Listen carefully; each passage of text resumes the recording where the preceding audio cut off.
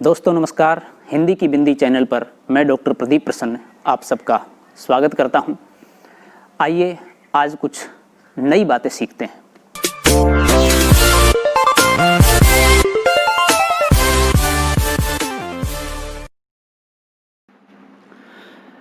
आज का टॉपिक है रीतिकाल का इतिहास। रीतिकाल का इतिहास हिंदी साहित्य के इतिहास में और अनेक प्रतियोगी परीक्षाओं में एवं अनेक अकादमिक परीक्षाओं में पूछा जाता है। विशेष रूप से राजऋषि भर्तृहरि मत्स्य विश्वविद्यालय अलवर राजस्थान में राजस्थान के अन्य विश्वविद्यालय के बीए द्वितीय वर्ष के पाठ्यक्रम में यह सम्मिलित है। चंद्रप्रभ दिगंबर जैन कन्या स्नातकोत्तर महाविद्यालय तिजारा की छात्राओं को बीए द्वितीय वर्ष की कक्षाओं में यह अध्याय पढ़ाया जाता है। देश की शेष यूनिवर्सिटियों के महाविद्यालयों में भी ये पढ़ाया जाता होगा, अतः आपके काम का भी है। रीतिकाल का इतिहास 1650 से 1850 तक। प्रकरण 1 सामान्य परिचय। इस वीडियो में हम रीतिकाल के इतिहास को पूर्ण रूप से कवर करेंगे। एक बड़ी वीडियो ये 2-3 श्रृंखलाओं में बनेगी। सामान्य परिचय। हिंदी काव्य अब पूर्ण प्रौढ़ता को पहुंच गया था, अर्थात भक्तिकाल के बाद। संवत 1598 में कृपाराम थोड़ा बहुत रस निरूपण भी कर चुके थे। उसी समय के लगभग चरखारी के मोहनलाल मिश्र ने श्रृंगार सागर नामक एक ग्रंथ श्रृंगार संबंधी लिखा। नरहरि कवि के साथ कर्णेश कवि ने कर्णाभरण, श्रुतिभूषण और भूपभूषण नामक 3 ग्रंथ अलंकार संबंधी लिखे। रस निरूपण और अलंकार निरूपण का इस प्रकार सूत्रपात हो जाने पर केशवदास जी ने काव्य के सब अंग का निरूपण शास्त्रीय पद्धति पर किया।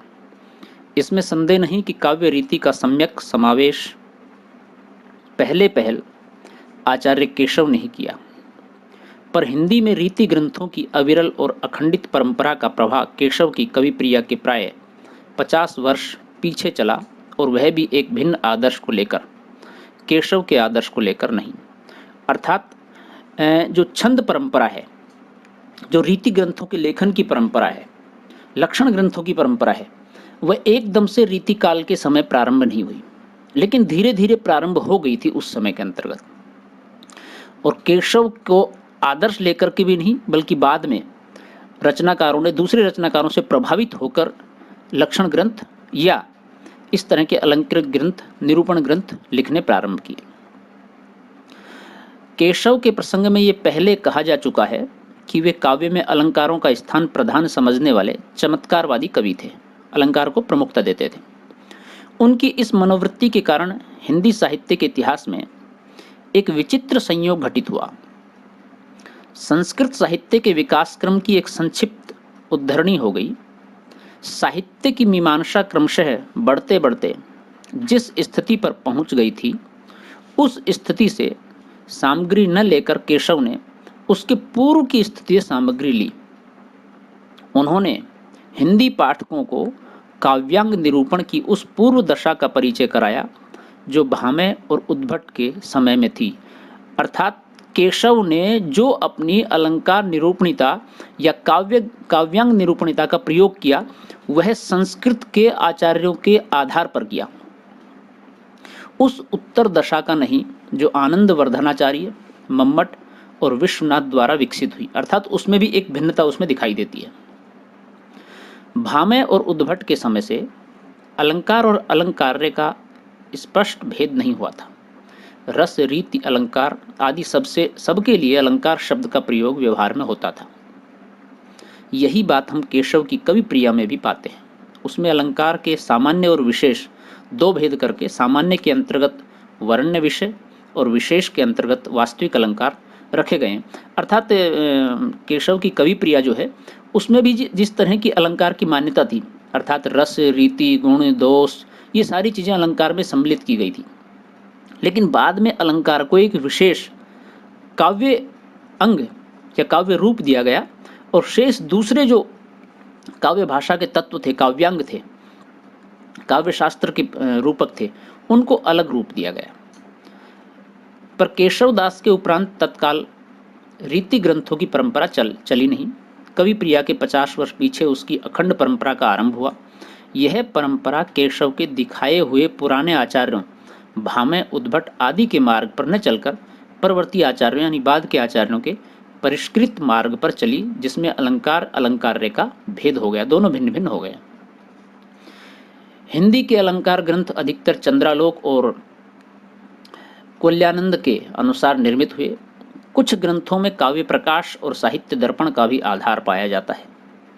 काव्य के स्वरूप और अंगों के संबंध में हिंदी के रीतिकार कवियों ने संस्कृत के इन प्रवृत्ति ग्रंथों का मत ग्रहण किया, अर्थात इन्हीं से वो प्रभावित हुए और इन्हीं मतों के आधार पर अपने काव्यांग को, काव्य ग्रंथों को निरूपित किया, लिखा। इस प्रकार दैव योग से संस्कृत साहित्य शास्त्र के इतिहास की संक्षिप्त उद्धरणी हिंदी में हो गई, अर्थात एक तरह से पदार्पण हो गया संस्कृत से हिंदी में उसका। हिंदी रीति ग्रंथों की परंपरा चिंतामणि त्रिपाठी से चली, अतः रीति काल का आरंभ उन्हीं से मानना चाहिए। उन्होंने संवत 1700 के कुछ आगे पीछे काव्य विवेक, कवि कुल, कल्पतरु और काव्य प्रकाश नामक ये 3 ग्रंथ लिखकर काव्य के सब अंगों का पूरा निरूपण किया और पिंगल या छंद शास्त्र पर भी एक पुस्तक लिखी। उसके उपरांत तो लक्षण ग्रंथों की भरमार सी होने लगी। कवियों ने कविता लिखने की एक प्रणाली ही बना ली कि पहले दोहे में अलंकार या रस का लक्षण लिखना और फिर उसके उदाहरण के रूप में कवित्त या सवैया लिखना। हिंदी साहित्य में यह अनूठा दृश्य खड़ा हुआ, अर्थात उनके बाद लगातार लोगों ने अलंकृत साहित्यिक ग्रंथों का, कविताओं का इस तरह से लेखन प्रचलन का एक तरह से बढ़ावा सा होने लगा था। वहाँ से परंपरा एक तरह से प्रारंभ हो गई थी लक्षण ग्रंथों की लिखने की, और बाद में तो फिर सिलसिलेवार तरीके से ये लगातार चलती रही और वर्तमान तक चल रही है। संस्कृत साहित्य में कवि और आचार्य 2 भिन्न भिन्न श्रेणियों के व्यक्ति रहे। हिंदी कार्य क्षेत्र में यह भेद लुप्त सा हो गया। इस एकीकरण का प्रभाव अच्छा नहीं पड़ा, अर्थात दोनों एक हो गए। आचार्यत्व के लिए जिस सूक्ष्म विवेचन या पर्यालोचन शक्ति की अपेक्षा होती है उसका विकास नहीं हुआ। कवि लोग एक दोहे में अपर्याप्त लक्षण देकर अपने कवि कर्म में प्रवृत्त हो जाते थे। काव्यांगों का विस्तृत विवेचन, तर्क द्वारा खंडन मंडन, नए नए सिद्धांतों का प्रतिपादन आदि कुछ भी न हुआ। इसका कारण यह भी था कि उस समय गद्य का विकास नहीं हुआ था। जो कुछ लिखा जाता था वह पद्य में ही लिखा जाता था। पद्य में किसी बात की सम्यक मीमांसा या उस पर तर्क वितर्क हो नहीं सकता था, पूर्णतः संभव नहीं था। इस अवस्था में चंद्रालोक की यह पद्धति ही सुगम दिखाई पड़ी कि एक श्लोक या एक चरण में ही लक्षण कहकर छुट्टी ली। उपयुक्त बातों पर ध्यान देने से यह स्पष्ट हो जाता है कि हिंदी में लक्षण ग्रंथ की परिपाटी पर रचना करने वाले जो सैकड़ों कवि हुए हैं वे आचार्य की कोटि में नहीं आ सकते। वे वास्तव में कवि ही थे, उनमें आचार्य के गुण नहीं थे। उनके अपर्याप्त लक्षण साहित्य शास्त्र का सम्यक बोध कराने में असमर्थ है। बहुत स्थलों पर तो उनके द्वारा अलंकार आदि के स्वरूप का भी ठीक ठाक बोध नहीं हो सकता। कहीं कहीं तो उदाहरण भी ठीक नहीं है। शब्द शक्ति का विषय तो 2 ही 4 कवियों ने नाम मात्र के लिए लिया है, जिससे उस विषय का स्पष्ट बोध होना तो दूर रहा, कहीं कहीं भ्रांत धारणा अवश्य उत्पन्न हो सकती है। काव्य के साधारणतः 2 भेद किए जाते हैं, श्रव्य और दृश्य। इनमें से दृश्य काव्य का निरूपण तो छोड़ ही दिया जाए। सारांश यह है कि इन रीतियों पर भी निर्भर रहने वाले व्यक्ति का साहित्य ज्ञान कच्चा ही समझना चाहिए। ये सब लिखने का अभिप्राय यहाँ केवल इतना ही है कि यह न समझा जाए कि रीतिकाल के भीतर साहित्य शास्त्र पर गंभीर और विस्तृत विवेचना तथा नई नई बातों की उद्भावना होती रही। अर्थात कहने का तात्पर्य यह है कि आचार्य और कवि, कविता लिखना और कविता के ऊपर आलोचना करना या उसकी मीमांसा करना, ये दोनों अलग अलग कार्य हैं। लेकिन रीतिकाल में बहुत सारे कवि ऐसे हो गए जो स्वयं ही कविता लिखते थे, स्वयं ही उसकी मीमांसा करते थे। और दूसरी बात यह है कि उस समय चूंकि गद्य का प्रचलन नहीं हुआ था, इसलिए विस्तार रूप से उसकी आलोचना करना भी संभव नहीं था। केशवदास के वर्णन में यह दिखाया जा चुका है कि उन्होंने सारी सामग्री कहाँ कहाँ से ली।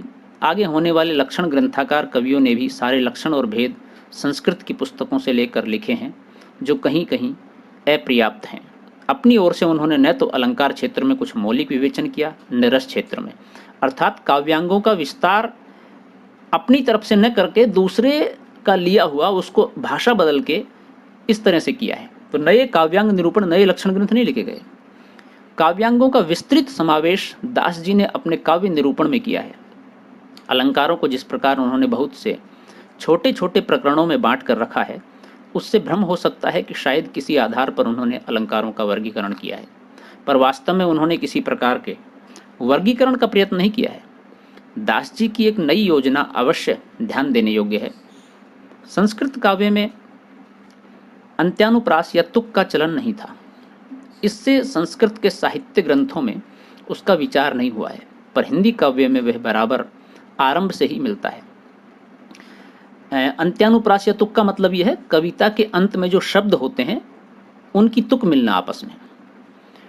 अतः दास जी ने अपनी पुस्तक में उसका विचार करके बड़ा ही आवश्यक कार्य किया। भूषण का भाविक छवि एक नया अलंकार सा दिखाई पड़ता है, पर वास्तव में संस्कृत ग्रंथों के भाविक का ही एक दूसरा या प्रवर्धित रूप है। भाविक का संबंध कालगत दूरी से है, इसका देशगत से। बस इतना ही अंतर है। अर्थात इस तरह से जो संस्कृत में प्रचलित काव्यांग हैं, काव्य निरूपण है, अलंकार है, छंद है, रस है, उन्हीं को ही तोड़ मरोड़ कर थोड़ा सा बदल करके इन रचनाकारों ने प्रस्तुत किया। अपनी तरफ से नए काव्यांग निरूपण, नए लक्षण या नए काव्य शास्त्र के अंग इन्होंने नए इजाद नहीं किए। इसलिए पूर्णतः जिस तरह से नए रचनाकार लक्षण ग्रंथों को लिखते हैं, उस तरह से रीतिकाल में विकास नहीं दिखाई देता है। दास जी के अतिशयोक्ति के 5 नए दिखाई पड़ने वाले भेदों में से 4 तो भेदों के भिन्न भिन्न योग हैं। 5वां संभावनातिशयोक्ति तो संबंधातिशयोक्ति ही है। देव कवि का संचारियों के बीच छल बढ़ा देना कुछ लोगों को नई सूझ समझ पड़ा है। उन्हें समझना चाहिए कि देव ने जैसे और सब बातें संस्कृत की रस तरंगिणी से ली हैं, वैसे ही यह छल भी। अर्थात संस्कृत के दूसरे काव्य ग्रंथों से इन चीज़ों को उन्होंने एक तरह से स्वीकार किया है, अडोप्ट किया है, अपने तरीके से बदला है, फिर लिया है वहाँ से।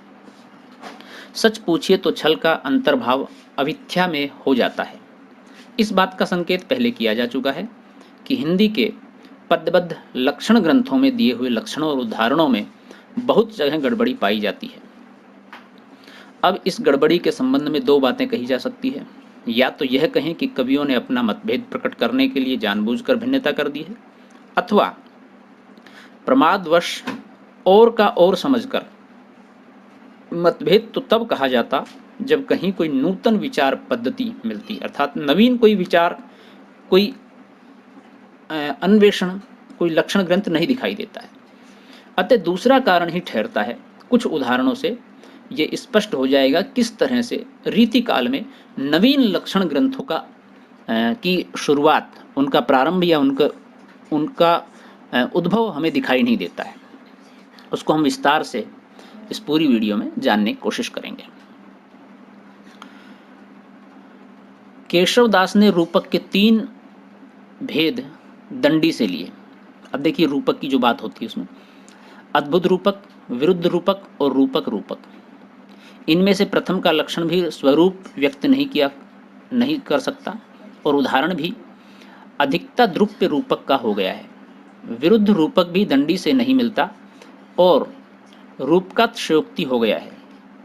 रूपक रूपक दंडी के अनुसार वहाँ होता है जहाँ प्रस्तुत पर एक अप्रस्तुत का आरोप करके फिर दूसरे अप्रस्तुत का भी आरोप कर दिया जाता है। केशव के न तो लक्षण से यह बात प्रकट होती है न उदाहरण से, अर्थात दोनों ही चीज़ों में एक तरह से विरोधाभास से भिन्नता है, अलग अलग दिखाई देते हैं। और जबकि ये सारी चीज़ें दंडी से एक तरह से वहीं से उठाई गई है, दंडी के काव्य ग्रंथों से। उदाहरण में दंडी के उदाहरण का ऊपरी ढांचा भर झलकता है, पर असल बात का पता नहीं है। इससे स्पष्ट है कि बिना ठीक तात्पर्य समझे ही लक्षण और उदाहरण हिंदी में दे दिए गए हैं। जब तक किसी बात का मर्म नहीं समझा जाए तब तक उस बात को समझना एक तरह से व्यर्थ है और आसान नहीं है। दूसरी बात, उस बात को लिखने से भी कोई तात्पर्य नहीं, उसका लाभ भी नहीं है। जिन नए शोधार्थियों के लिए, विद्यार्थियों के लिए या रचनाकारों के लिए ये सब बातें लिखी जा रही हैं, उसका कोई ठोस प्रमाण नहीं है। और दूसरी बात, उसके आधार पर नवीन कोई रचना या काव्य जगत की प्रेरणा नहीं दिखाई देती है, तो भी उसका कोई लाभ नहीं दिखाई देता है। भूषण क्या प्राय सब हिंदी कवियों ने ब्रह्म संध्या और स्मरण अलंकारों के लक्षणों में सादृश्य की बात छोड़ दी है, समानता की। इससे बहुत जगह उदाहरण अलंकार के न होकर भाव के हो गए हैं, अर्थात वो भाव जैसे उदाहरण लगते हैं। भूषण का उदाहरण सबसे गड़बड़ दिखाई देता है। शब्द शक्ति का विषय दास ने थोड़ा सा लिया है, पर उससे उसका कुछ भी बोध नहीं हो सकता। उपादान लक्षण का लक्षण भी विलक्षण है और उदाहरण भी असंगत, एक तरह समानता उसमें नहीं दिखाई देती है। उदाहरण से साफ झलकता है कि इस लक्षण का स्वरूप ही समझने में भ्रम हुआ है, जबकि काव्यांगों का स्वतंत्र विवेचन ही नहीं हुआ, तब तरह तरह के वाद कैसे प्रतिष्ठित होते। संस्कृत साहित्य में जैसे अलंकारवाद, रीतिवाद, रसवाद, ध्वनिवाद, वक्रोक्तिवाद इत्यादि अनेक वाद पाए जाते हैं, वैसे वादों के लिए हिंदी के रीति क्षेत्र में रास्ता ही नहीं निकला। केशव को ही अलंकार आवश्यक मानने के कारण अलंकारवादी कह सकते हैं। केशव के उपरांत रीतिकाल में होने वाले कवियों ने किसी वाद का निर्देश नहीं किया, वे रस को ही काव्य की आत्मा या प्रधान वस्तु मानकर चले। महाराज जसवंत सिंह ने अपने भाषा भूषण की रचना चंद्रालोक के आधार पर की, पर उसके अलंकार की अनिवार्यता वाले सिद्धांत का समावेश नहीं किया, अर्थात अलंकार अपने अनुसार अपने तरीके से उन्होंने प्रयुक्त किए। तो इस तरह से रस को आत्मा मानकर नए काव्य शास्त्र या अंग का कोई निरूपण नहीं हुआ। इन सब रचनाकारों के उद्धरणों से यहाँ पर यह बात स्पष्ट होती है। केशव ने जरूर थोड़ा सा अलंकार को प्रभावित करने के लिए अलंकारवादी थोड़े बहुत रहे, लेकिन पूर्णतः वो भी नहीं दिखाई देते। इन रीति ग्रंथों के कर्ता भावुक, सहृदय और निपुण कवि थे। उनका उद्देश्य कविता करना था, न कि काव्यांगों का शास्त्रीय पद्धति पर निरूपण करना। अतः उनके द्वारा बड़ा भारी कार्य यह हुआ कि रसों, विशेषतः श्रृंगार रस और अलंकारों के बहुत ही सरस और हृदयग्राही उदाहरण अत्यंत प्रचुर परिमाण में प्रस्तुत किया, अर्थात अत्यधिक बहुलता में। ऐसे सरस और मनोहर उदाहरण संस्कृत के सारे लक्षणों से चुनकर इकट्ठा करें तो भी उनकी इतनी अधिक संख्या नहीं। ये एक बड़ा काम हिंदी साहित्य रीतिकाल में दिखाई देता है कि नए उदाहरण, मनोहारी, सरस, बहुत ही सुंदर उदाहरण प्रस्तुत किए। अलंकारों की अपेक्षा नायिका भेद की ओर कुछ अधिक झुकाव रहा रीतिकाल के कवियों का। इससे श्रृंगार रस के अंतर्गत बहुत सुंदर मुक्तक रचना हिंदी में हुई। इस रस का इतना अधिक विस्तार हिंदी साहित्य में हुआ कि इससे एक एक अंग को लेकर स्वतंत्र ग्रंथ रचे गए। इस रस का सारा वैभव कवियों ने नायिका भेद के भीतर दिखाया। रस ग्रंथ वास्तव में नायिका भेद के ही ग्रंथ हैं, जिनमें और दूसरे रस पीछे से संक्षेप में चलते कर दिए गए हैं। नायिका श्रृंगार रस का आलंबन है। इस आलंबन के अंगों का वर्णन एक स्वतंत्र विषय हो गया और न जाने कितने ग्रंथ केवल नखशिख वर्णन के लिखे गए। इसी प्रकार उद्दीपन के रूप में षट ऋतु वर्णन पर भी कई अलग पुस्तकें लिखी गई। विप्रलंब संबंधी 12 मासा भी कुछ कवियों ने लिखे। तो रीतिकाल में एक बड़ी जो बात हुई वो ये हुई कि रचनाकारों ने नए उद्धरण लेकर प्रांजल भाषा का प्रयोग करते हुए सरस, मनोहारी और मन को एकदम प्रफुल्लित करने वाले उद्धरणों का प्रयोग किया, जिसके अंदर नायिका भेद का विशेष प्रचलन हुआ, अर्थात स्त्री के अंग उपांगों का विशेष परिचय कराना बाकायदे उपमा के साथ में। रीति ग्रंथों की इस परंपरा द्वारा साहित्य के विस्तृत विकास में कुछ बाधा भी पड़ी। प्रकृति की अनेक रूपता, जीवन की भिन्न भिन्न चिंत्य बातों तथा जगत के नाना रहस्यों की ओर कवियों की दृष्टि नहीं जाने पाई। ये स्वाभाविक है कि जब एक विशेष चीज़ के ऊपर ध्यान जाएगा, दूसरी के ऊपर हट जाएगा, तो ये अनदेखा पार्ट रह गया। वह एक प्रकार से बद्ध और परिमित सी हो गई, उसका क्षेत्र संकुचित हो गया। वागधारा बंधी हुई नालियों से ही प्रभावित होने लगी, जिससे अनुभव के बहुत से गोचर और अगोचर विषय रससिक्त होकर सामने आने से रह गए। दूसरी बात यह हुई कि कवियों की व्यक्तिगत विशेषता की अभिव्यक्ति का अवसर बहुत ही कम रह गया। कुछ कवियों के बीच भाषा शैली, पद विन्यास, अलंकार विधान आदि बाहरी बातों का भेद हम थोड़ा बहुत दिखा सके, पर उनकी आभ्यंतर प्रवृत्ति के अन्वीक्षण में समर्थ उच्च कोटि की आलोचना की सामग्री बहुत कम पा सकते हैं।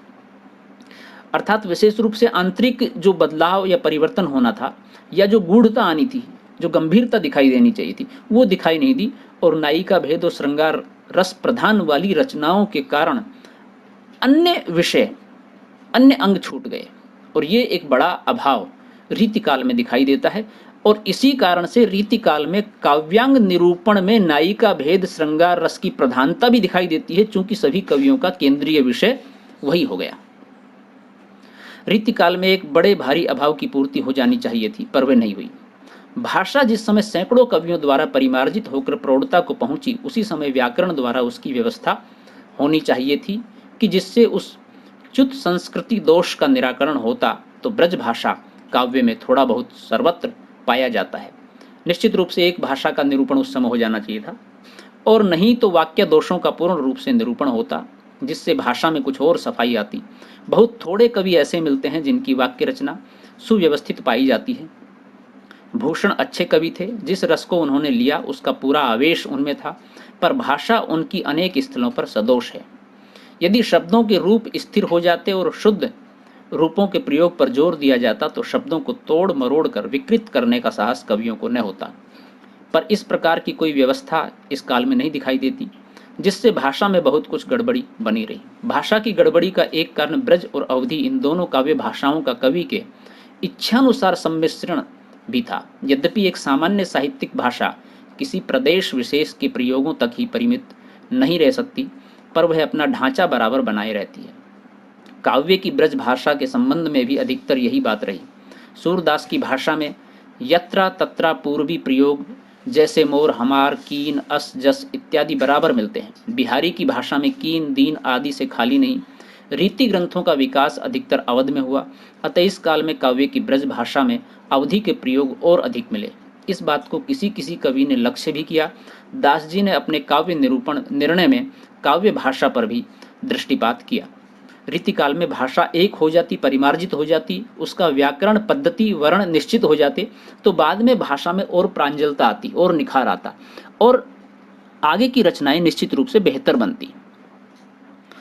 मिश्रित भाषा के समर्थन में वे कहते हैं, ब्रज भाषा भाषा रुचिर कहें सुमति सब कोय, मिल संस्कृत पारस्यों पै अति प्रगट जू होय, ब्रज मागधी मिलई अमर नाग यवन भाखानी, सहज पारसी हूँ मिलई शट विधि कहत बखानी। उक्त दोहों में मागधी शब्द से पूर्वी भाषा का अभिप्राय है। अवधि अर्ध मागधी से निकली मानी जाती है और पूर्वी हिंदी के अंतर्गत है। जमादानी के लिए ब्रज का निवास आवश्यक नहीं है। आप्त कवियों की वाणी भी प्रमाण है। इस बात को दास जी ने स्पष्ट कहा है। सूर वो क्या कहते हैं, सूर केशव मंडन बिहारी कालिदास ब्रह्म चिंतामणि मतिराम भूषण सुजानिए लीलावर सेनापति निपट नेवाज निधि नीलकंठ मिश्र सुखदेव देव मानिए, आलम रहीम रस खान सुंदरादिक अनेकन सुमति भये कहाँ लो बखानिए, ब्रज भाषा हेत ब्रजवास हीन अनुमानव ऐसे ऐसे कविन की बानी हूँ सुजानिए। मिली जुली भाषा के प्रमाण में दास जी कहते हैं कि तुलसी और गंग तक ने जो कवियों के शिरोमणि हुए हैं ऐसी भाषा का व्यवहार किया है, अर्थात इस भाषा का प्रयोग उन्होंने अपने स्तर पर किया है। तो कहने का तात्पर्य है, हालांकि उस क्षेत्र विशेष का प्रयोग अवश्य होता है जिसमें वो रहता है, तो भाषा का कवि के आधार पर, लेकिन उस भाषा की प्रांजलता उसके अध्ययन में निरंतर अभ्यास के कारण वह निखरती जाती है। तो ये एक प्रभाव जो कि रीतिकाल में कवियों में दिखाई देता है, उसको लेकिन आगे के रचनाकार बरकरार नहीं रख पाए। तुलसी गंग द्वय भय सुकविन के सरदार, इनके काव्यन में मिली भाषा विविधा प्रकार। इस सीधे साधे दोहे का जो ये अर्थ लें कि तुलसी और गंग इसीलिए कवियों के सरदार हुए कि उनके काव्यों में विविधा प्रकार की भाषा मिली, अर्थात भाषा में एक विविधता है, भिन्नता है। उनकी समझ को क्या कहा जाए। दास जी ने काव्य भाषा के स्वरूप का जो निर्णय किया वह कोई 100 वर्षों की काव्य परंपरा के पर्यालोचन के उपरांत, अतः उनका स्वरूप निरूपण तो बहुत ठीक है। उन्होंने काव्य भाषा ब्रज भाषा ही कही है, जिसमें और भाषाओं के शब्दों का भी मेल हो सकता है, पर भाषा संबंधी और अधिक मीमांसा न होने के कारण कवियों ने अपने को अन्य बोलियों के शब्दों तक ही परिमित नहीं रखा। उनके कारक चिन्हों और क्रिया के रूपों का भी वे मनमाना व्यवहार बराबर करते रहे। अर्थात जिस विशेष क्षेत्र में बोली में वो अपनी भाषा का प्रयोग करते हैं, उसका प्रयोग भी अपने काव्य में करने लगे। ऐसा वे केवल सौंदर्य की दृष्टि से करते थे, किसी सिद्धांत के अनुसार नहीं। करना के भूतकाल के लिए वे छंद की आवश्यकता के अनुसार कियो, कीनो, कर्यो, करियो, कीन, यहाँ तक कि किए तक रखने लगे। अर्थात इस तरह के शब्दों का प्रयोग होने लगा। इसका परिणाम यह हुआ कि भाषा को वह स्थिरता न प्राप्त हो सकी जो किसी साहित्यिक भाषा के लिए आवश्यक है। अर्थात कवि रचनाकार अपनी मर्जी से जिस शब्द को जिस अर्थ में प्रयुक्त करना चाहे करने लग गया था। रूपों के स्थिर न होने से यदि कोई विदेशी काव्य की ब्रज भाषा का अध्ययन करना चाहे तो उसे कितनी कठिनता होगी। बल्कि विदेशी ही नहीं, देशी भी यदि करना चाहे तो उसको भी कठिनता होगी, क्योंकि क्षेत्रीय विशेष के प्रभाव के कारण बहुत सारे शब्द ऐसे होते हैं जो कि दूसरे क्षेत्र के लोग नहीं जानते। अतः भाषा की एक रूपता यहाँ पर जो दिखाई देनी चाहिए थी वह नहीं दिखाई दी। भक्ति काल की प्रारंभिक अवस्था में ही किस प्रकार मुसलमानों के संसर्ग से कुछ फारसी के शब्द और चलते भाव मिलने लगे थे, इसका उल्लेख हो चुका है। नामदेव और कबीर आदि की तो बात ही क्या, तुलसीदास ने भी गनी, गरीब, साहब, इताती, उम्र दराज आदि बहुत से शब्दों का प्रयोग किया है। अर्थात वो भाषा में एक स्थिरता, एक रूपता नहीं दिखाई दी। सूर में ऐसे शब्द अवश्य कम मिलते हैं। फिर मुसलमानी राज्य की दृढ़ता के साथ साथ इस प्रकार के शब्दों का व्यवहार ज्यों ज्यों बढ़ता गया, त्यों त्यों कवि लोग उन्हें अधिकाधिक स्थान देने लगे। हालांकि ये प्रभाव भी स्वाभाविक है कि जिस तरह का माहौल होगा उस तरह की भाषा के शब्द आपकी भाषा में, बोली में और रचनाओं में आएंगे। राजा महाराजाओं के दरबार में विदेशी शिष्टता और सभ्यता के व्यवहार का अनुकरण हुआ और फारसी के लच्छेदार शब्द वहाँ चारों ओर सुनाई देने लगे। अतः भाट या कवि लोग आयुष्मान और जय जयकार तक ही अपने को कैसे रख सकते थे। वे भी दरबार में खड़े होकर उम्र दराज महाराज तेरी चाहिए पुकारने लगे। बखत, बुलंद आदि शब्द उनकी जबान पर भी नाचने लगे। अर्थात उस तरह से फारसी और उर्दू का जो प्रभाव था, जो शास्त्रीय प्रभाव था, उसके कारण साहित्यिक भाषा, सामान्य बोलचाल की भाषा या दरबारी भाषा अप्रभावित न रह सकी। उसका प्रभाव उसमें दिखाई देने लगा। यह तो हुई व्यावहारिक भाषा की बात।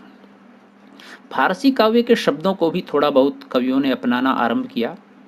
रीतिकाल में ऐसे शब्दों की संख्या कुछ और बढ़ी, पर यह देखकर हर्ष होता है कि अपनी भाषा की सरसता का ध्यान रखने वाले उत्कृष्ट कवियों ने ऐसे शब्दों को बहुत ही कम स्थान दिया। परंपरागत साहित्य का कम अभ्यास रखने वाले साधारण कवियों ने कहीं कहीं बड़े बेढंगे तौर पर ऐसे विदेशी शब्द रखे हैं। कहीं कहीं खुशबोयन आदि उनके विकृत शब्दों को देखकर शिक्षितों को एक प्रकार की विरक्ति सी होती है और उनकी कविता गंवारों की रचना सी लगती है। शब्दों के साथ साथ कुछ थोड़े से कवियों ने इश्क की शायरी की पूरी अलंकार सामग्री तक उठाकर रख ली है और उनके भाव भी बांधा गए हैं। रसनिधिकृत रतन हजारा में यह बात अरुचिकर मात्रा में पाई जाती है। बिहारी ऐसे परम उत्कृष्ट कवि भी यद्यपि फारसी भावों के प्रभाव से नहीं बचे हैं, पर उन्होंने उन भावों को अपने देशी सांचे में ढाल लिया है जिससे वे खटकते क्या, सहसा लक्ष्य भी नहीं होते। अर्थात उनमें एक सहजता आ जाती है। दूसरी भाषा के शब्दों को लेकर के अपनी भाषा में ऐसे डालें कि वो अपने से लगे, परिवर्तित हों, ज्यों कि त्यों नहीं। उनकी विरह ताप की अत्युक्तियों में दूर की सूझ और नाजुक ख्याली बहुत कुछ फारसी की शैली की है, पर बिहारी रसभंग करने वाले विभत्स रूप कहीं नहीं लाए हैं। अर्थात उसमें एक रसता दिखाई देती है। शब्द का प्रयोग नहीं है, लेकिन उस भाव का जरूर हल्का सा प्रयोग है, पर जिस भाव में वो कहना चाह रहे हैं पाठक उसी भाव में बह जाता है, अलग उससे हटता नहीं है। यहाँ पर यह उल्लेख कर देना भी आवश्यक जान पड़ता है कि रीतिकाल के कवियों के प्रिय छंद कवित्त और सवैया ही रहे। अर्थात ये दो छंद विशेष रूप से प्रिय रहे रीतिकाल में, कवित्त और सवैया। कवित्त तो श्रृंगार और वीर दोनों रसों के लिए समान रूप से उपयुक्त माना गया था। वास्तव में पढ़ने के ढंग में थोड़ा विभेद कर देने से उसमें दोनों के अनुकूल नाद सौंदर्य पाया जाता है। सवैया श्रृंगार और करुण इन दो कोमल रसों के लिए बहुत उपयुक्त होता है। यद्यपि वीर रस की कविता में भी इसका व्यवहार कवियों ने जहाँ तहाँ किया है। वास्तव में श्रृंगार और वीर इन्हीं दो रसों की कविता इस काल में हुई प्रधानतः, और इसमें भी प्रधानतः श्रृंगार की हुई। वीर तो बहुत नाम मात्र का, भूषण जैसे दो चार कवि हुए बस, प्रधानता श्रृंगार की ही रही। इससे इस काल को रस के विचार से कोई श्रृंगार काल कहे तो कह सकता है, कहीं कहीं वह असंगत नहीं दिखाई देता। श्रृंगार के वर्णन को बहुतेरे कवियों ने अश्लीलता की सीमा तक पहुंचा दिया था, अर्थात ऐसा रचनाएं लिखी गई जो अश्लीलता की श्रेणी में आने लगी। इसका कारण जनता की रुचि भी थी, जिनके लिए कर्मण्यता और वीरता का जीवन बहुत कम रह गया था। तो ये थी आज की वीडियो। अगले प्रकरण में भूषण एवं अन्य रीतिकाल के कवि, उनका परिचय और रीतिकाल की अन्य विशेष बातों की हम चर्चा करेंगे। विद्यार्थियों, दोस्तों, ये वीडियो यहाँ तक थी, आपने देखी, पूर्णतः आपने वीडियो को पूरा देखा, इसके लिए आपका बहुत बहुत शुक्रिया। वीडियो आपको कैसी लगी हमें ज़रूर बताएं। यदि अच्छी लगी हो तो लाइक करें, शेयर करें, कमेंट्स करें और चैनल को सब्सक्राइब करना न भूलें और बेल आइकॉन को जरूर दबाएं ताकि कोई वीडियो आप मिस ना कर पाएँ। रीतिकाल के संपूर्ण इतिहास को हम समेटेंगे, चूँकि वीडियो बड़ी लंबी हो जाती है, देखने में दुविधा होती है, नेट की प्रॉब्लम होती है, अतः हम पूर्णतः एक साथ नहीं बना सकते। और हिंदी साहित्य का इतिहास दोस्तों बहुत लंबा इतिहास है, 1000 से प्रारंभ होता है, 1000 ईस्वी से, और अब क्या चल रहा है आप जानते हो, 2020 इस समय चल रहा है, आगे तक चलेगा। तो अतः टुकड़ों में, छोटे छोटे रूप में, आप लगातार पार्ट के रूप में हमारे चैनल से जुड़े रहें तो आपको सब वीडियो देखने को मिलेगी। आपका पुनः बहुत बहुत शुक्रिया। हम नेक्स्ट रीतिकाल की या अन्य वीडियो के साथ जल्दी मिलते हैं, तब तक के लिए नमस्कार।